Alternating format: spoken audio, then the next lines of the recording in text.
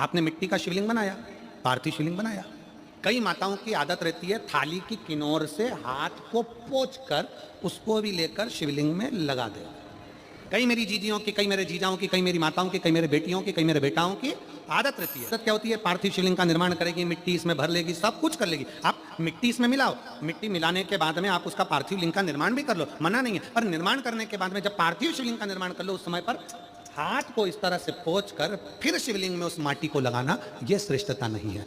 पार्वती जी ने पार्थिव लिंग निर्माण के समय पर एक छोटा सा भाव प्रकट कर दिया। तब शंकर भगवान ने कहा, पार्वती, हे पार्वती, तुमने पार्थिव लिंग निर्माण के समय पर माटी को अपने हाथ से खरोच कर लगाया है, तो तुम्हें भी संतान की जो प्राप्ति होगी वो शरीर के उपटन से ही होगी, संतान की प्राप्ति। और सुनो पार्वती, तुमने वो माटी को बाद में अंकित किया गया है, इसलिए तुम्हारे पुत्र का शीश कटकर फिर वापिस अंकित किया जाएगा, पुनः फिर लगाया जाएगा। शिवाराधना में मिट्टी को बनाओ,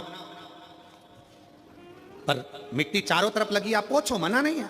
आप हाथ भी पोंछ लो, हम मना नहीं करेंगे।